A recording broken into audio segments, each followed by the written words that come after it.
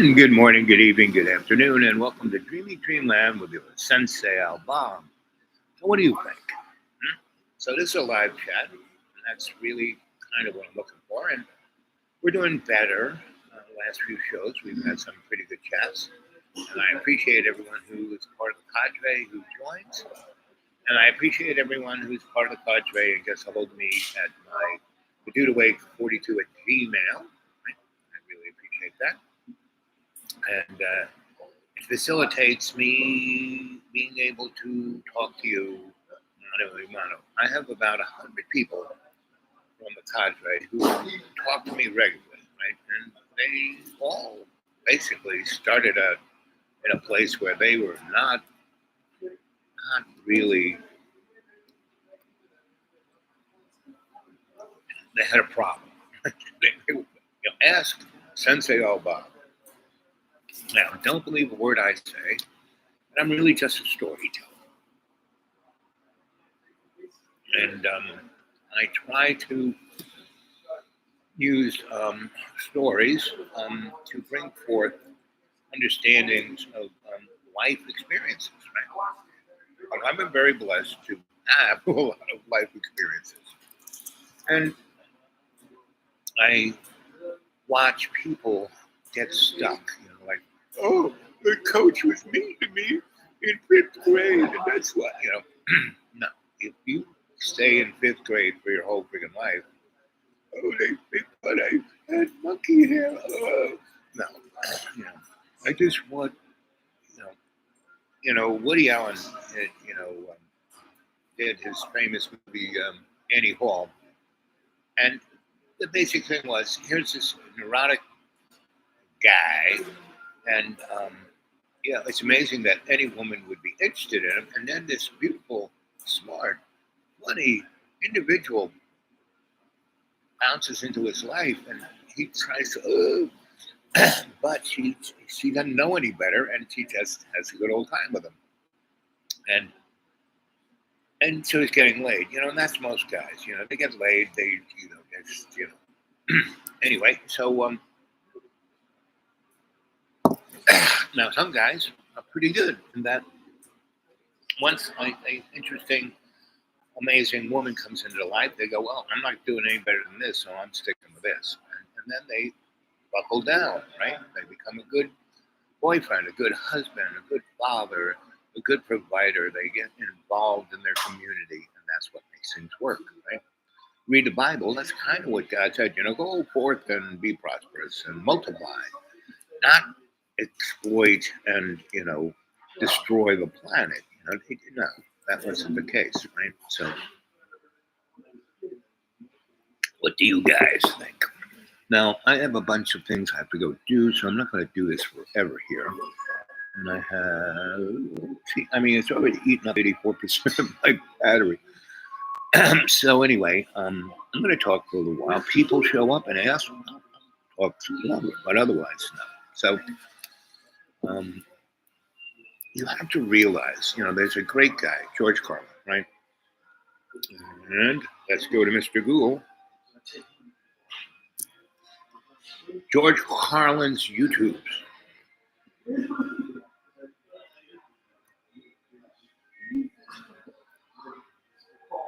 But say what you want about America, land of the free, home of the brave. We got some dumbass motherfuckers floating around this country. Dumbass motherfuckers. Now, obviously, that doesn't include this audience. I understand that. You seem intelligent and perceptive, but the rest of them, holy jumping fucking shitballs. Dumber than a second coat of paint. And this ain't just ranting and raving. This ain't just blowing off steam. I got a little evidence to support my claim. It just seems to me that only a really low IQ population could have taken this beautiful continent, this magnificent American landscape that we inherited. Well, actually, we stole it from the Mexicans and the Indians, but hey, it was nice when we stole it. It looked pretty good. It was pristine. Paradise. Have you seen it lately? Have you taken a good look at it lately? It's insane. Only a nation of unenlightened half-wits Could have taken a beautiful place and turned it into what it is today, a shopping mall. A big fucking shopping mall. You know that? That's all you got. That's all you've got here, folks. Mile after mile, mall after mall. Many, many malls, major malls and mini malls. They put the mini malls in between the major malls. And in between the mini malls, they put the mini marts. And in between the mini marts, you got the car lots, gas stations, muffler shops, laundromats, cheap hotels, fast food joints, strip clubs, and dirty bookstores. America the Beautiful, one big transcontinental commercial cesspool. And how do the people feel about all this? How do the people feel about living in a coast-to-coast shopping mall? Well, they think it's just fucking dandy. They think. Yeah, that kind of puts it straight. I mean, I live right here in the deep green, right? Okay, I found this place 25, 30. I found this place in the 60s when I was at Duke. One of my best friends from grammar school, Buzz. And Buzz was an amazing guy. He always was the best looking. He was like a movie star. He was really talented. He was really good sport, good athlete, good. Whatever he did, he was good at it, right? He had this kind of built-in, I'm not good enough, right? So he hung out with us. Kim Romano, Lisa Stiles, me, J.P. Morgan. No, not J.P. Morgan. It's Hogan, J.P. Hogan.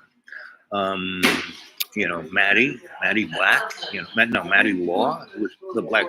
Maddie Law was blacker than these glasses. Harvey Kleinman, his dad was a real rocket scientist, worked for Sperry Rand.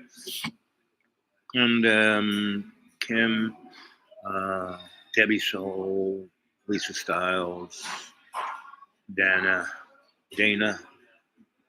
She was on again, off again. She was a cheerleader type, but she was more the uncontrollable gymnast. I mean, this is the first girl I ever saw that, she would just bounce off the wall. She would do cartwheels down the teachers went apoplectic when she was doing this. And then in my years of being at universities and schools and studying education in America, I realized that there was actually a type of young lady who, these are the girls who end up getting gold at the Olympics. And so, anyway, that was Day, right? She was great. But she was all about doing that. And we were doing about a zillion other things. But she liked the fact that we were totally accepting of anybody. So anyway, Buzz, right?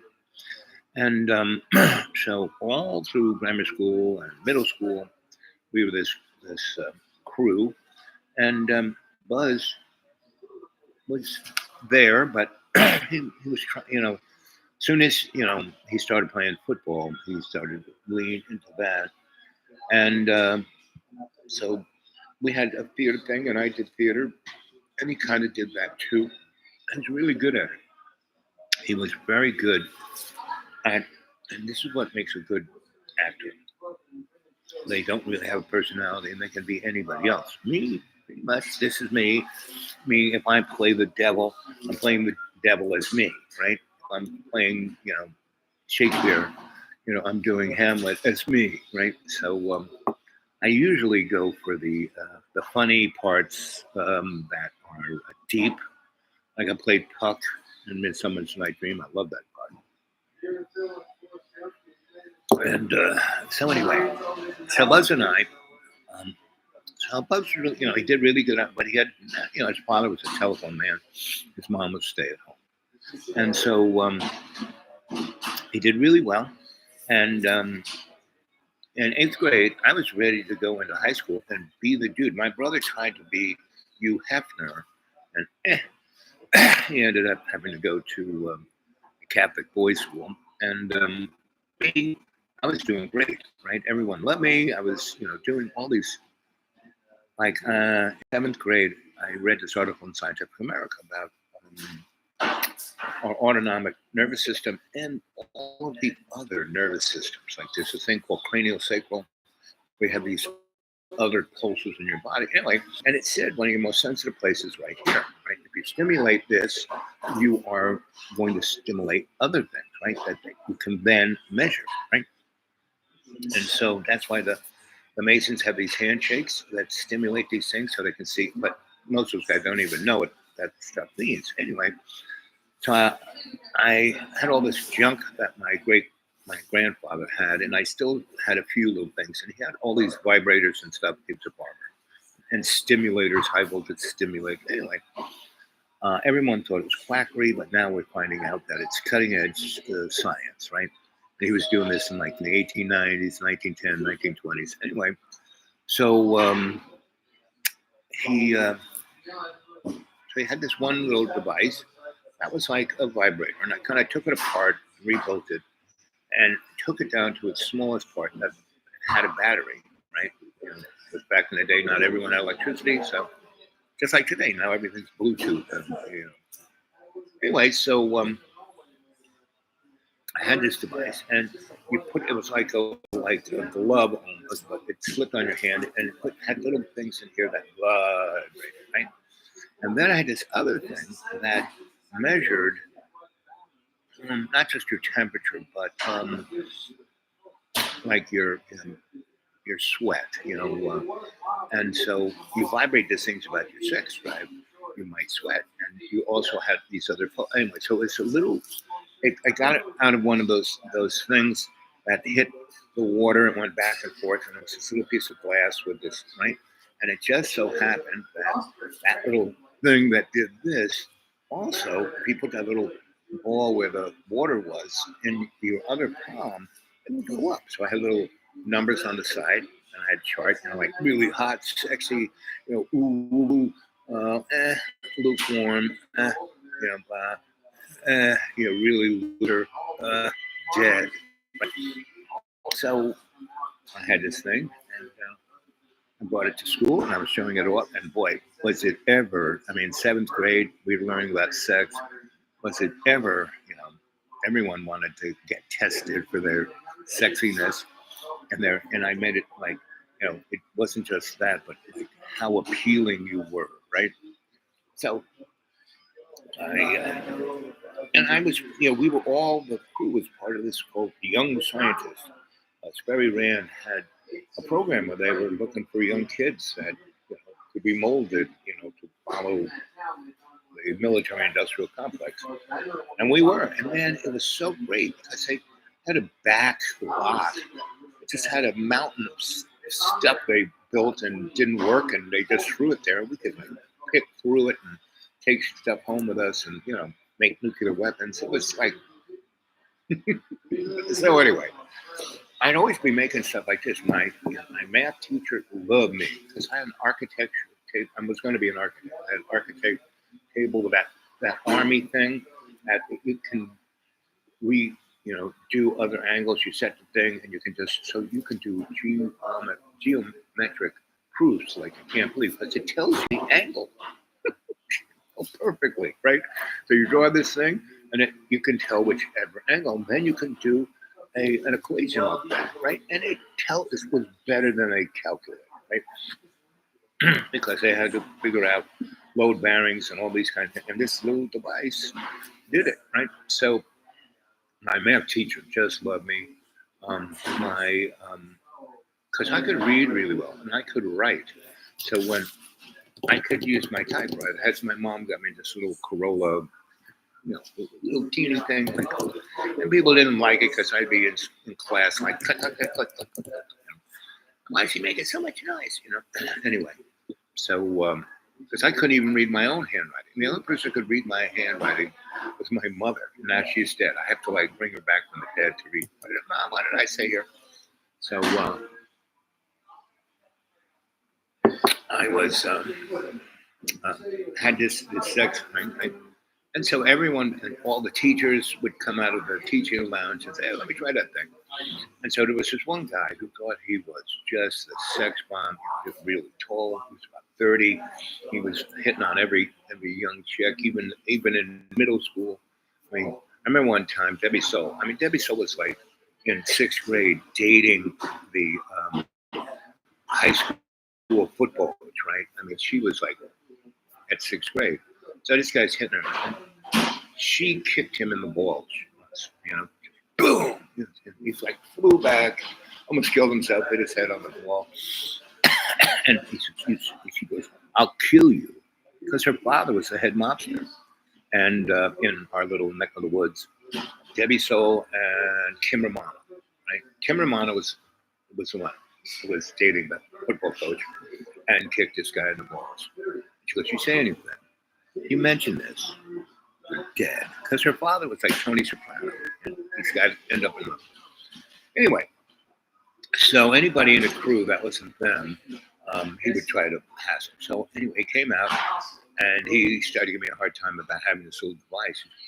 Let me try it. And he measured the lowest, like, not just dead, but walking dead, right? And he got very upset. He said, you can't, you never bring this back into school. If I see you're getting expelled. And I said, okay, whatever.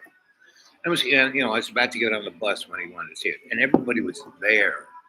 All the other teachers, all the other kids were all lined up. So let me try that thing. And everyone said, "Look, he's a walking dead." Ah. And all the women who worked there said, "That's right, he's a walking dead. You can't get it up." Anyway, so I'm on the bus, and Richard Serra, who wasn't quite in the crew, but he got off. I would wait for the bus with him, and he was an okay guy. His brother was just the meanest, cruelest bully. He's like Donald Trump. He looked like Donald Trump. Anyway, so he looked like Donald Trump. The Donald Trump today, he looked like that when he was a freshman, and when he was in sixth grade. When I was in third grade, he was in sixth grade. Anyway, so and he tried to beat me up once, right? With his buddies. His buddies got on the bus, and they got off the bus, and they were going to beat me up. And my dog, which was like a lion, King Dandy, he weighed 125 pounds. He was a golden retriever. He was like a lion, right?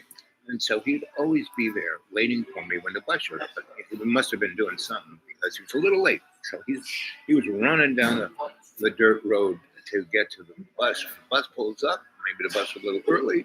And the bus pulls up. And those guys get off the bus and they're waiting for me, right? And I don't quite get off, I'm like talking to somebody. I'm talking to the bus guy. They're waiting to beat me up right there.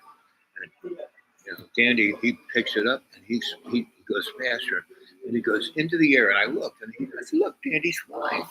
And he comes right onto them and hits them. He's 127 pounds. He's doing about 60 miles an hour. Boom! Hits these guys. Against the whole bus was. And they're on the ground. Two of them are unconscious. The other guy is like woozing, but he wants to, take me apart. So he basically,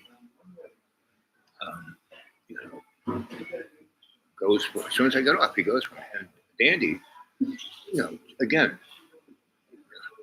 bam, knocks him down and puts both his paws on his shoulders and puts his drooling lion mouth like, "I gotta kill you." And the bus driver loved Dandy. For the last 2.5 years, maybe 4 years, because I was in seventh grade, so third grade, so about 5 years, Danny was always there, and he just loved that dog. Sometimes he had stuff, and Danny would come on the bus to get a yummy from the bus driver. So anyway, Danny's standing on this guy's shoulders. The other guys were unconscious, and they had CBs in the bus, right? And he gets on the CB and he says, "Ethel, call the police. I'm at this drop." And the police guys were just not very close. So the police guys were there like that, and they arrested those 3 boys. And that was it. And that changed their freaking life. So anyway, that's a good example. I could have been dead there by those guys, but Dandy, my guardian angel. So I had this sex thing, right? And so Richard Serra, who was this guy's bully's younger brother, so he's always being bullied by his brother. And, Danny liked Richie. And so, Richie Serra was like Richie Cunningham, but Italian. So anyway, Richie goes, "Can I borrow that?" I said, "Sure, here, no problem." So he puts it in his bag, and so the next day, I'm not playing with it. I didn't bring it back. Richard did that, and he showed his science, or one of his teachers, and that teacher brought it into this teacher lounge and was having all the teachers try it. And this guy, when I said, "Okay, sex bomb, here, try this out to see what you are," which everybody knew he was the Walking Dead. And he got really pissed. He went to principal and said, "I told him, I gave a direct order, blah, blah, blah." It's about 2 o'clock. We all line up for the bus around 2:30. And he basically screams and jumps up and down, "You have to expel this boy, blah, blah, blah." And so my mother just happened to be in that school for some political reason. And she was like sitting right there. And this guy's going up and down. Right. And so my mother actually saw that little device. I mean, she saw, she never, after I electrocuted her about 6 times, she never touched anything, but she looked at it and said, "Well, that's kind of cool." And so, because my mom was into sex, right? And she was the sex machine, right? You could tell what a guy was just looking at him. She didn't need a device like I had. So, it's 21 minutes. What time is it? Okay, it's about time to go. But I'll finish the story. And I'm going to come back around 2 o'clock. So you guys, let's see you there. Around, somewhere around 2, right? Anyway, so this guy gets all upset. And, and my mom's there. And he wants her expelled. And so she looks, the principal, because my mom has a lot of political power, looks at my mom. And my mom goes, "Oh, that's fine. What time is it? It's 2:30. School's still in thing right now." He goes, "Yes." I go, "Good. I'll take the boy home right now, and he'll, that's it. He's been expelled today, and he'll come back tomorrow, and everything will be fine. And he'll write something about apologies and respect, and he'll give it to you, Mr. Principal. All right? Okay. See you later, Bob." So we are, walk out, and my mother's, she's not like. She's just kind of got this little, dry smile on her face. She's smoking a cigarette. She's looking for a cocktail. And she's just kind of, anyway, so this guy was there, and he's so upset that, I got expelled. It's not going down into my record, and I'm coming back tomorrow. And it's like never happened. So he's like really upset. Right? And so, and the principal kept the toy. And he thought he kept saying, "This is great. I keep using it. It's really great." Because he measured pretty high, and he was, a bachelor. And so, and this was the 1960s. This was 64 or 5. Anyway, not even, maybe 60.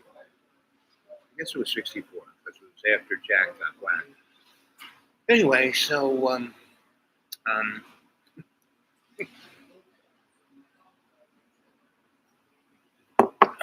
we are in the parking lot, and it's a mess, right? There's buses and people and everything. So my mom she's just smoking a cigarette, and we're over in the front lawn area. They have nice little tables, concrete, place to have lunch, benches. She's just sitting there. She got her little flask, and right. So she was in there, and she's going. She's not saying, she's not like, she's just kind of looking at all this. And she starts talking about when she was in 7th grade. She goes, "When I was in 7th grade, I was the top of the class. My mom was a basketball phenom. This is like in 1912, So anyway,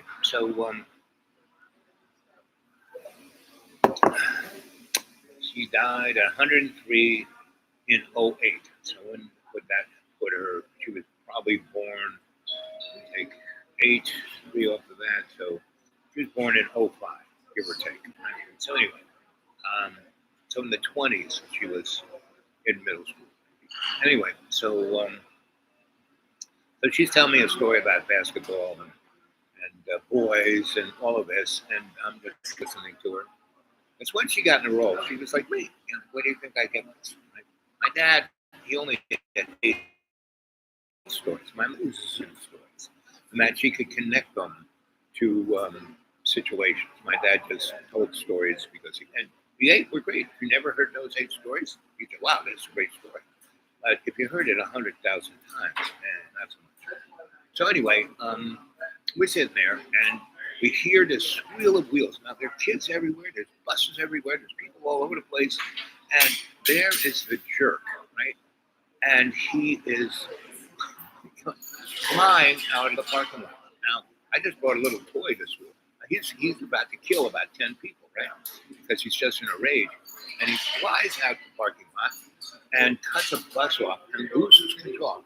We're sitting right over here, and he loses control in the parking lot. The car skids around, and it flies, not by us, but in front of us, and smashes into the concrete abutment of the big wall around the fence, right? And he doesn't have a safety belt, flies whacks headfirst into a tree.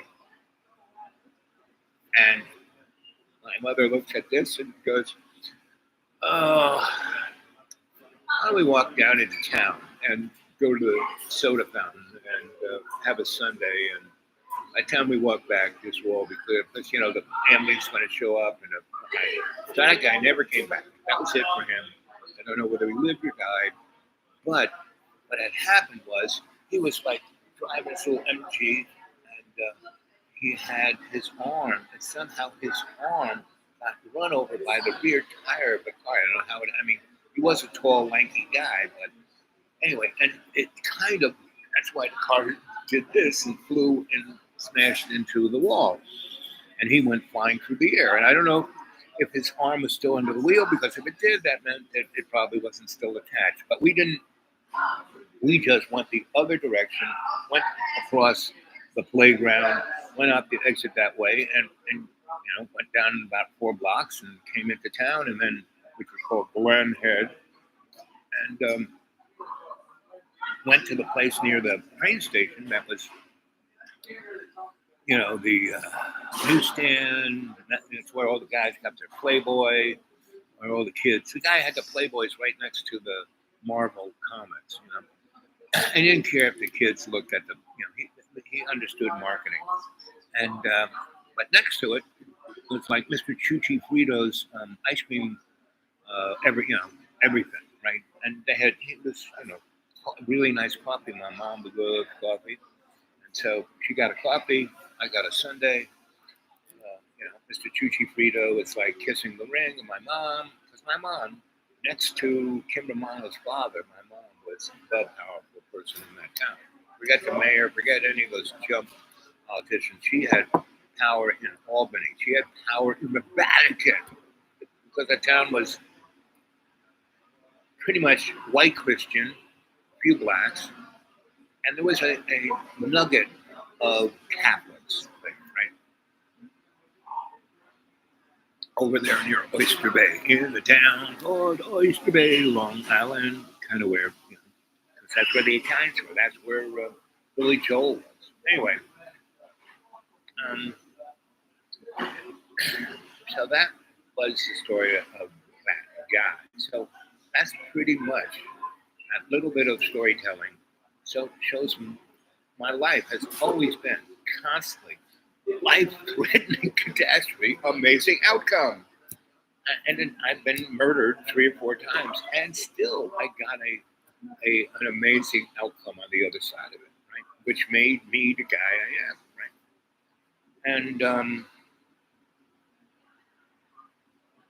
And so instead of me going, I go or and so brings me back to where I was. And so you don't need to be stuck in your life. And if you read the Bible, it's all about being reborn. So here we go, our presidential election. We have Donald Trump, who's been stuck in Donald Trump land. And he was never a happy chappy. All the stuff he did, he was a constant failure. His father just taught him how to lie, cheat, and steal and get away, right? And then he had the great teacher of Mr. Roy Cohen. Now that guy was a real piece of work. Go look home. And meaning I wired, meaning I sparked a lot of discotheques in New York City to life. Meaning other contractors would build them and they wouldn't work. So I had the gravitas. So when um, Studio 54 was built and they did a nice job, but whoever the architect was and whoever the contractor never did a club, never did a theater, never did a. So they took a vaudeville theater and turned it into a discotheque. Great idea, right? So those stairs that went, the seats that went down to they took most of them out and built a dance floor, took the stage out and made a lower one so if they had bands or DJ, they'd be there. And then they had these nice little banquettes at the top part, and then they had upstairs where people go and do whatever the stuff they wanted to do that wouldn't be seen. It's like the VIP lounge, right? And that was Studio 54. And then they had really crazy stuff under, down in the basement. And they had like in the back part of it at some time had been a butcher shop, but it had an accent to the other side, the other instead of 54th Street, 53rd Street, right? And so,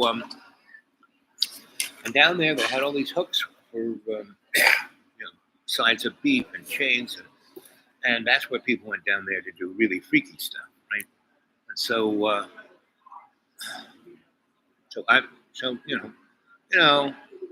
the guys who were the electricians, they were local threes, so the service was great.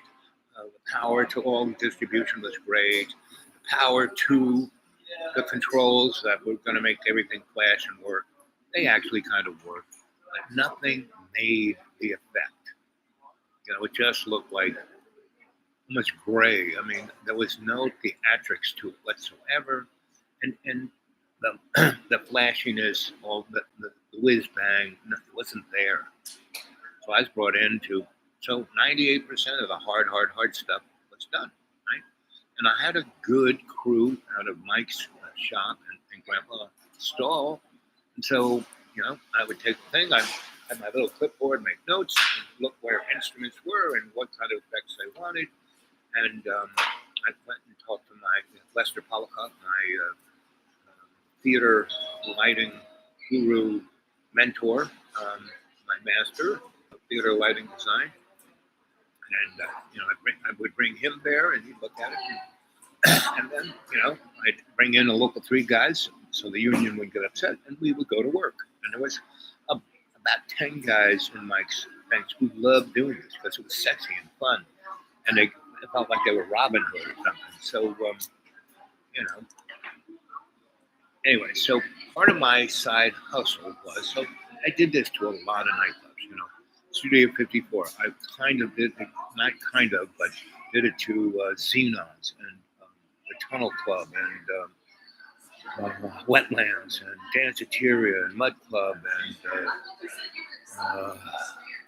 about 20 other clubs, Regimes. And the clubs that, so the mob, and I mean, New York City at that time, the 60s, 70s, 80s, 90s, super corrupt. Still is, but it's been, it goes in and out of being institutionalized. And so I just kind of said, so I had I had Mike's license. I put I printed these cards. I don't know if you ever gone into an elevator and they have an inspection card, right? So I did the same thing. I had this little glass thing. I could slide the card in, and it was right where the fire department and the building department had their thing saying, you can only have so many of these people here. I put this little frame with a glass thing that I slide my stuff in, and there was a New York City seal of electrical inspection. That was Mike's and his number, and I put my name there. Everybody knew me in the inspection department because I got along with everybody, and Mike was always so busy, and Grandpa was like doing Grandpa stuff. So whenever there had to be a meeting with those guys, they sent me. Always showed, not with the envelope like other guys would do. I'd show up there with a nice little box of really great bagels and a schmear and great coffee and cups and just, and chairs. And we'd sit down and look at everything and talk about it. And Mike did something, they didn't even look at it. It's always perfect.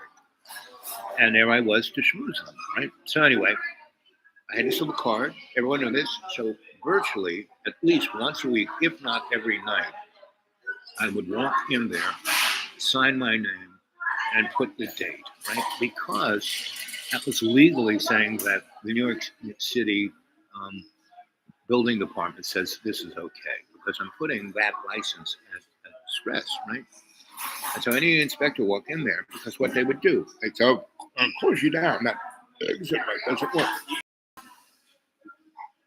And a place like Studio 54, if they get closed down, that's like $30,000 that night. I mean, these guys it was like they make unbelievable amount of money. And so, I would come in, and if that, in each of these clubs, I had a little closet with a ladder and a few tools, light bulbs, fuses, whatever I knew that would probably need to be replaced. Oh, I'd have to go someplace, and guess it would be right there. So that light bulb and that extra light, right? Put it in, didn't light up. I'd take off the glass, look at it, and I would just take the screws off, take that exit light, and take a brand new one and put it up there, put it up the wires back together, and boom, there it was. So, and I would walk in there, right? And there'd be like 300 people waiting on the line to get in, right? And the guys say, "Oh, girl, good." And so I would just walk in, right behind. "Hey, how you doing?" Right? And I'd walk in, and I'd walk in my little tour of the whole neck of the woods there. I started about 6:30 and ended up around 11, right? And I would just maybe 10, 11 clubs a night. Every one of those clubs, I would walk in, I would walk through the whole place, inspect it, and fix whatever needed to be fixed. And I would go upstairs to see the owner, and "You want a drink? You want a puff? What do you want?" And they would always have, um, like a magazine or something, and say, "Hey, look at that magazine." And I'd open it up, and there'd be a Benjamin. So, that was my side. Every, maybe 3 to 5 times a week, I would do that. I would see somewhere between 8 and 11 clubs, and I would look at 8 to 11 magazines. Right? So that's, let's say, 10 times a Benjamin. Right? So what is that? That's like a G. And then I would do 8 of those. That's 8 G's a week. That's my side hustle. And it was totally legal. The inspectors loved it. The owners loved it. Everyone loved it because it was just, and the inspectors got their bribe, but once a year or maybe twice, not every week, right? And that's how a town like New York or Chicago or LA works, right? Don't get upset. It's just Chinatown, right? So anyway, so it's almost 40 minutes. When it hits 40 minutes and 4 seconds, I'm out. I got things to do. Okay, what time is it? Yep. And how much? Okay, yep. Okay, good. Okay, here we go. So that's the beginning. What do you think, right? So make some comments. Give me somebody gave me a thumbs up. That was nice. And there you go. Love you guys.